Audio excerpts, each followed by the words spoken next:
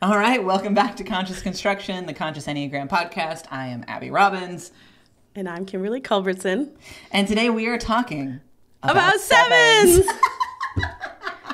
One thing I think is very funny in the Enneagram community is that generally when people go through the numbers, they start with 8. Yeah. And they go through by centers, right? So the 7 is always last. Yeah. And they are the least able to wait. To be, so it's like opportunity for work, but you're always sitting in this room. It's been like 7 hours. This person is like blah blah blah blah blah forever, and then it's like now let's talk about sevens, and all the sevens in the room go like, and everyone else in the room is like dead already. They're like, this is a lot for my brain. They just wish they could skip the 7. You can just tell every 7 in the room sits up, and everybody else goes like, we're almost there. That is the most true thing I think I've ever heard. And you know what? I feel like this really plays into how people perceive sevens, right? So let's take this to its logical conclusion, right? Like, you've been struggling. Am I going to die? No, that's what we talked about in the 6th episode. But let's take this, right? Like, you as a 7, you've been waiting all day. How many 7s don't wait all day? And peace out at lunch. Some of them, for sure. Some of them, for sure. Because it's hard talking about hard things and it's other people and blah, blah, blah. But then, let's... They're at lunch, they get their cookie. Yeah. And then they're like, I already know why I'm awesome. Bye. But then, because there are arguably less 7s in the room and everyone else is already tired, people are both less likely to listen like closely to the description of the 7, and there are less 7s there to speak from their own experience, because I really think there is a right when we talk about the types, where we're at with the Enneagram and with the community, there really seems to be a lack of understanding with 7s and with 3s. 3s both get blown off as shallow, right? Like, that's true, right? Where they're just like, oh, they're just flippant, whatever. But 7s really do get painted as the clown, and that's all. And that's definitely not who these types are. Yes, and it's mostly our fault that we get painted as the clown. I don't think that's true. That is not true. I think that I am very... First of all, I would say I've done a lot of work and I have a lot of depth. Yeah. But I'm very aware of when I am not showing up in my depth, because I've done enough work that I just watch myself be the clown and just be like, like I was in a group this weekend and I saw some people I liked and I like ran up and like kind of jumped in front of them like, hi. And they go, you always have so much energy. I was like, yeah. I just like I don't actually have that much energy. Calm yourself, Kimberly. But I get excited about my people. Okay, in true 7 fashion, we are already a little bit on a rabbit trail. So let's talk about the 3 markers that we've for been the using. 7. Yes. What are they, Abby? We have head center, assertive stance, positive outlook, conflict resolution style. Yes. So if you think about head, assertive, positive outlook, you get a really clear picture of the 7. We are very assertive in our positive outlook. Yes. It's true. It's true. Yeah. But let's okay, so I don't want to, like, I can sense, let's play this out between us. I can sense that maybe there's a little bit of fear of like being too vulnerable in this conversation about your type structure. And so we're already playing into the type structure, right? With a little bit of the song and dance. So let's take a moment and let's talk about being in the head center and dealing with fear and anxiety. Yeah. And like, what has that been like for you as a 7? Because I don't think most people realize how afraid 7s really are. Yeah, for sure. I don't think 7s realize how afraid they really are. That is also true. Oh my gosh. I have always struggled with anxiety. Yeah. But most of my people would not know it. I was deeply depressed in high school. And then like 10 years later, I ran into some high school people and I've done some work and we got into a conversation and they were like, what do you mean you were depressed? I would never have known that. And I mean, like I was in danger, depressed. But I just knew how to put the mask on that I felt like was required of me in my life at that time. And so it's been an interesting journey as I've done Enneagram work. I was part of a co-working space that I loved. I loved it. It did not survive the pandemic, but sadly. Sad. R.I.P. Orange. Yeah, Orange co-working, man. Shelley Delane is magical. If you're watching Shelley, it was just such a lovely time. Thanks. But when I was there was this thing that would happen. I went through some really hard seasons while I was at Orange, and some of those seasons I couldn't keep my mask up. Yeah. And it's not that I'm trying to wear a mask because I legitimately am an energetic and generally smiley person. But, you know, in those times when you're not, people would say, like, what's going on with you? You're not smiling. Like, Orange doesn't feel the same. And so my first reaction to that was I stopped going to Orange in those seasons. And I had to really do work to decide, am I willing to go into my community and be sad? Am I willing to go into my community and be afraid, or be disenfranchised or hurt? Because what they had come to expect from me is like an infusion of energy. Yeah. And I'm a social 7. And so one of the things that I'm very good at is if the energy in the room sucks, you're going to fix it. I can fix it. Yeah, but absolutely. That takes a lot of my energy. And so if I don't have that to give, I just wasn't coming because I didn't feel like I had anything to offer. Yeah. And then I started to really examine that. Like, these people care about me. Yeah. They aren't used to me having a hard time, but they could make space for that if I let them. Yeah. But it was like kind of an experiment. Like, yeah, it's what it feels like. Will it work? So I constantly have conversations where people are like, you have anxiety? I would never know. Or like I am a speaker. I do speaking for my living. And I have sometimes like a full-on anxiety attack before I get on stage. And then people go like, I had no idea what you were nervous, because I can get over it mostly. But I just have a lot of tools in my tool belt for moving out of it, or for pushing it down, or for especially distracting away. Yeah. And the way that the 7 manages anxiety is through planning, through looking ahead at something that's going to be fun and good, and through distracting away. And as a social 7, I very easily can step into someone else's anxiety or someone else's problem, which is not mine, and use my giftedness on their behalf. And by doing that, I'm avoiding whatever I feel anxious about.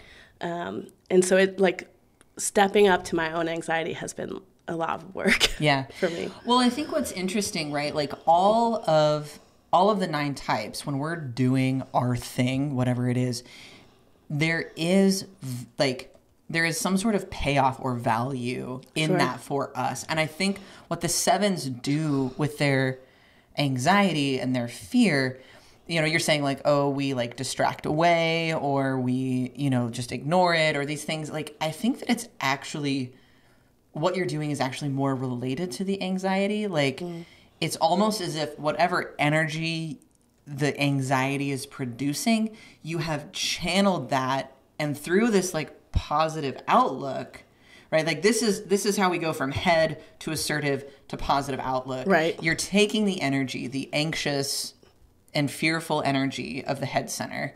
You are being assertive with it. You are manipulating it, like controlling it and conjuring it and redirecting it to this positive outlook, to something that you like better, which is often this very bubbly energy, this very like effervescent, very excited life of the party. You really know how to change the energy of the room because you've changed the energy inside yourself.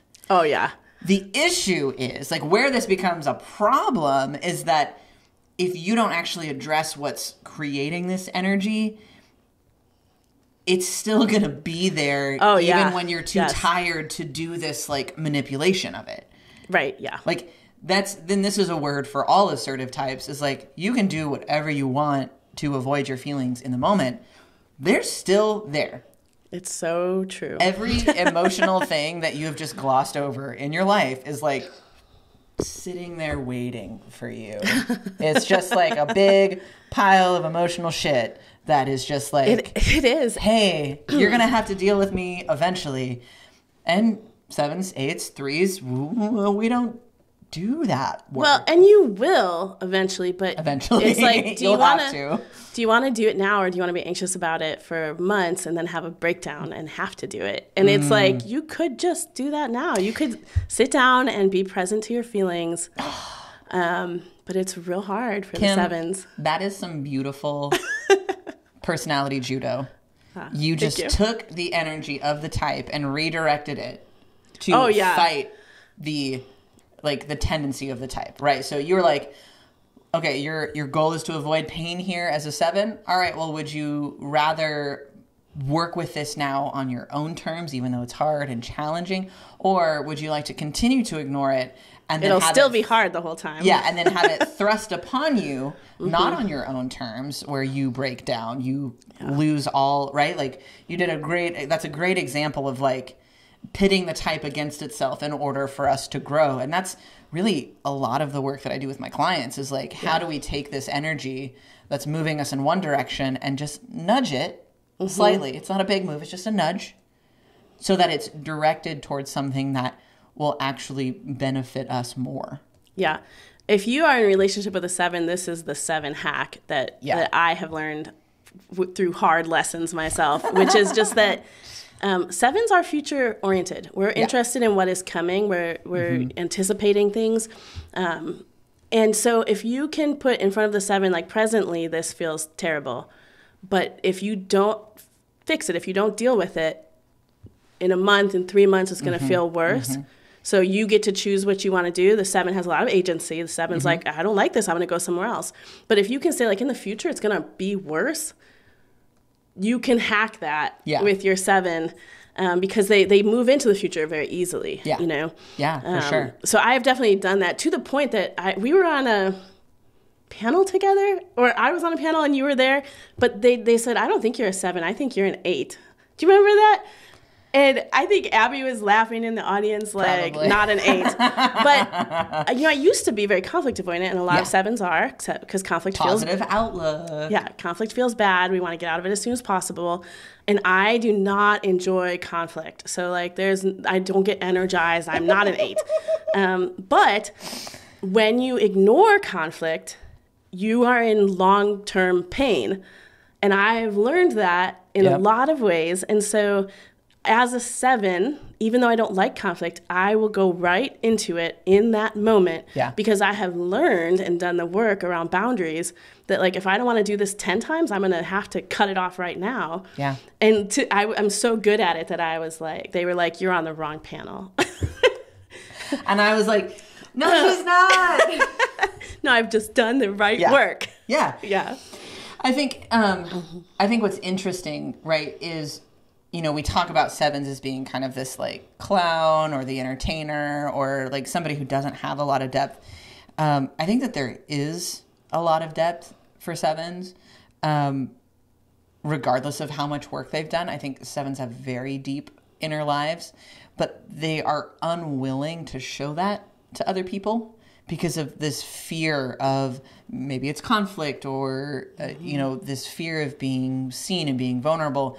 But it really points to this this way in which all types, but I think especially the 7, really trains the people around them to see them in a certain way. Yeah. Right? Like, you know, you were talking about your high school friends. Like, you trained them to see you this way. Oh, sure. And, like, we all do that to some extent. Like, we all train the people around us to see us the way we want them to see us. But there's not as much room on the other side for people to really want 7s to change. So, yeah, sometimes. I mean, I think overwhelmingly, if we're talking about, like, societal communities, etc., sevens have probably the hardest time changing, only because the people around them don't want to make space for what it looks like for a seven to change and to grow. Do you remember, did you watch Friends? Yeah, a little bit. So Friends is a show that I think doesn't really hold up great. No, but definitely does not. There was an episode where Monica was dating Fun Bobby, I think his name was. Do you remember this? Oh, yeah. Okay, so she's dating this alcoholic guy, and he's so fun. Yeah. And then he gets sober, and they all are like, oh, he's sad Bobby now. And they I think she just breaks up with him. Yeah. And that definitely is a fear that I have. And some of it is my family of origin. Like, there are some things that are really hard in my family. Yeah. I was the fixer. I was the one that kept things bright. I was the one that kind of tried to move us back to good, or at least that was my perception of my role in my family. And when I wasn't doing well enough to do that and I had needs, they were very inconvenient because of the family dynamics that I was in, which partially I created, but also partially, how much do you create your type when you're a kid? I don't know. But, and then I took that into high school. I took that into my environments where my job is to make sure everyone else is okay, which is partly because I'm a social seven. So you will know a lot of sevens that is not their experience of life. But I can't feel okay until everyone's okay because I'm a social seven. And so I will come into a room and I will fix the problem. But it's not because I have two energy, I can't wait to be of service and I want to help people and I want people to know that I'm helpful. I just want the whole room to feel okay so that I can feel okay. Yeah. It's actually super fucking self-serving. Yeah. It also happens to serve the community sometimes, but I if I walk into a room and everything's good and nobody needs me, I feel so relieved. Yeah. Because as a seven, that's the key. We see a lot of mistypes between female presenting twos or female presenting sevens and twos. There's a lot of that overlap because it's sevens are great fixers and sevens because they do have access to this head center. They can see very clearly what needs to be fixed or what needs to be changed. They're in that idealist triad with fours and ones. And so they have a very clear sense of what's not right, what's not working, what feels bad. And then that assertive stance comes in and they know how to fix it right away. They don't wait around for anyone else to do it. Right. But the key difference here between sevens and twos is you're relieved when other people don't need you. So much. Where twos will twos are. They don't. I would go as far as to say twos are actively pissed when you don't need them. It depends. Just in my experience of twos. Well, but and even if they're not pissed, they aren't sure where they fit in the room. Yeah, they can't, if they're not needed, they can't. They don't know how to relate. Where if you're not needed, you're great. Awesome. Yeah. This is what I want. When you take that seven energy and then you put a six wing on it, and I grew up in, some substance abuse cycles. And so my ability to forecast what might go wrong is pretty heightened, and I will jump in and fix it before it goes wrong because I just don't want to deal with where it's going, and I know where it's going. And I don't want to deal with where this is going. So in some ways, when people caricature the seven, it often doesn't fit me, which is why I had a hard time. It took me a long time to really embrace the seven as my type, because people kept telling me I was a two. And it didn't feel right as a two, but I knew, people say, the seven is selfish, and I didn't feel selfish. I had to really sit with my type to understand the ways in which I am selfish. Also, that's such a... And that's every type is selfish in different ways. Out. I hate it when people are oh, this type is selfish. And I'm fuck you, we're all selfish. Thank you, because it really pisses me off. Total cop-out. It's a total cop-out. It means nothing. Just when people talk about eights and they're oh, they're afraid of vulnerability. Literally all of our type structures are a guard against vulnerability. Absolutely. Every single one of us doesn't want to be vulnerable. Now, different things make us feel vulnerable, but no one wants to be vulnerable. That's why we have type structures. So, there's a real cop-out, oh, sevens are selfish. No, no more than literally anyone else around the circle. Yeah. And I think I actually have always wanted to be vulnerable, even as a kid. But I didn't. It's not that I didn't trust people. I wasn't afraid they would be harmful. I was afraid they would be annoyed. I was afraid they wouldn't want to make the space for me, and then I would feel devastated or disappointed. Yeah. And so I don't trust people easily to hold space. Yeah. Even if they want to, most people can't very well. I am a professional and I sometimes can't because I get overexcited and fill the space. Yeah. And so there has to be a lot of trust for me to come with my brokenness. And the other piece is I have to be in a place where I'm willing to tune into my brokenness for me to even know about it. Yeah. And I have this friend, her name is Annalisa, and so she was at Orange co-working, and so she would go, what's going on with you? Your face is different. She was very cute into my face for some reason, and she would be like, what's wrong? And I would be like, nothing is wrong. Especially like I was often about to run an event at Orange, and I'd be like, everything is great, la la la. And then like hours later, I would start to process something that had been happening right before. Yeah. And I would go, do you know what happened between this and this person? And da, da, da. And then she would go, you were upset. And I would be like, oh, shit, I was upset. Yeah. But I didn't know. But she knew because she had invested enough time in me to, like, know my face. But I wasn't even aware. Yeah. So when you put those two things together, often, like, it's not that the 7 is trying to be like your tap dancing chicken. It's just that that's the mode we live in, is like entertain, soothe, bring enjoyment, up the energy. Yeah. And all of our devastation is counterproductive to that mode. Yeah. One of the things, I went to a Suzanne Stabile day-long thing once, and she said about 7s, oftentimes you'll ask a 7 about their childhood, and they will say, my childhood was great. And then you do like, this shit all the time, Kim. I know what you're gonna say. I'm not saying I don't do it. I'm saying just like I'm just commenting on like, oh yeah, you totally do this. So they say my childhood was great, I loved it, and then you say, tell me about your childhood, and they will tell you the most devastating thing that you've ever heard, but they'll be laughing and they'll be smiling about it. Like a joke. And I absolutely did this in college. I remember sitting across from a person at like 2 a.m. at a Perkins and telling a story that I was telling as a joke because I thought 12-year-old Kimberly was funny. Like it was funny how dumb I was. And so I'm telling this story and I'm laughing. I'm like really trying to amuse this person. And I look up at her and she has tears rolling down her face. She's sobbing. Yeah. And I was like, oh shit, what? And she's like, I can't believe you're telling me this story while you're laughing. And it was like a changing moment for me to realize like, I have not even allowed myself to look at some of the devastating things that I have walked through. That has been, I've actually had the opportunity to work with a lot of 7s. Also, my 2 best friends are 7s, you and Matthias. Both 7s. Hey, both very different 7s, but very like different. Both very 7. And that is something that really categorizes almost every 7 that I work with.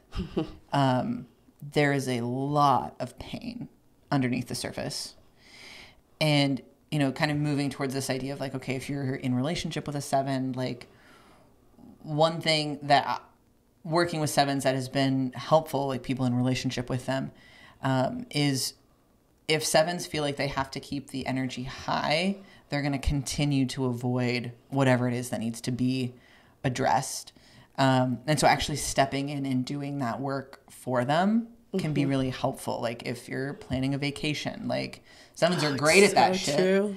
But like if you come in and then you plan it for them, right? That's a real act of care for 7s, right? If you come in and you tune into what's going wrong in the room and you make the effort to fix the energy, 7s respond so well to that. Like you said, there's a sense of relief when you're not needed in a room. And so if you can create a space where a 7's not needed, I think that that's really, really valuable and gives them the time and the opportunity to touch in to some of this depth. Yeah.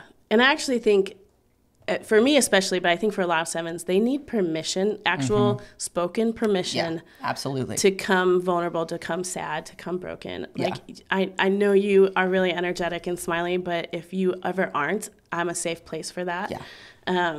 Yeah. And then, we have a little catalog of the people we'll be real with. And it's not like we don't want to be real. It's that we just aren't sure it's acceptable. Yeah. Now, we have not talked really about the positive outlook piece at all. And we're running low on time, so Yes. let's jump into the positive outlook. I feel like we have in roundabout ways. Okay. Because, that story about, like, the devastation of your childhood is, like, that's positive outlook on crack. Like, that is the most extreme version of positive outlook, right? Like you're positive outlooking even your own experiences. But I think that it really highlights what's necessary for a 7 to feel good in a relationship. It's like things have to come back to being okay. This is a tactic that 7s really lean into in childhood is they make a joke or a story about the hard things that they're dealing with in order to make it okay. And of course, the classic 7 silver lining. Yes. Like, here's the good thing that's actually happening. The silver lining. Yeah. Yes. And truly, 7s are actually really wonderful at helping you find the meaning, right? Like, why did we have to go through this terrible thing? Well, the 7's going to tell you because there's something wonderful that you haven't seen, that the 7 can see. And I think that's such a gift. We don't value 7s enough for what they bring to the table in that sense. It is sometimes a gift. And it also, if you're a 7, is sometimes infuriating. Yeah. So like a lot of the work that I've done is work to hold space without silver lining it. Or to be aware when I'm going to bring it up and like to question, is this the right time to say like, here's a win that's coming out of this? And there will sometimes be a time where that is really helpful, but it is not all the time. That's right. And is often why people have a problem with 7s is they feel unheard and frustrated and like you're just going to find a way that it's still good. Yeah. And you need to be able to sit in the shit with people a little bit if you want to really be there for people. And if you're in a relationship with a 7, you know what? Sometimes truly you need to get out of your own shit. Like what? Like I'm dead serious. 7s bring so much value in the ability to pick up and move, and to keep going despite the terrible things that they've experienced. Yeah, there is a boundless joy within 7s that like really is valuable, and like more people need to be able to experience that. But experiencing that should not come at your expense. Sure. Yeah, if you're in a relationship with a 7, they will draw you a map. Like, okay, we're here. This sucks. Where else can we go from here? They'll know 10 things we could do, and they can map it out if you're open to going somewhere better. Yeah. And so that if you're open to it, your 7 will be a lifeline there. Yeah, which is, it's a wonderful thing. It's hard on the 7 because they also are always trying to do 10 things. True. But we didn't even talk about 7s and time and scheduling. But you know what? There are plenty of other podcasts that talk about that stuff. It's true. This is a deeper dive into the 7 that most of y'all missed because you were sleeping through the last hour of your Enneagram training. So, and all the 7s missed because they didn't want to hang out this long. I always wait. Good job. Proud of you. But I'm a rule follower, which is not most 7s actually. So yeah, that's 6 wing coming in. Yep. But all that to say, thank you so much for watching. If you're 7, drop a comment down below. Let us know how we did. Let us know how you feel about your feelings and silver linings and whatnot. My name's Abby Robbins. You can find out more about my work at consciousenneagram.com. We also have a Patreon page if you want to support these videos and podcasts. Patreon.com/consciousenneagram. Yeah, and I'm Kimberly Culbertson. You can find me at KimberlyandCoach.com or on Instagram and LinkedIn. And we would love to talk to you about the Enneagram, especially for groups. Yeah. So hit us up. Thanks, y'all. We'll see you in the next one. Cheers.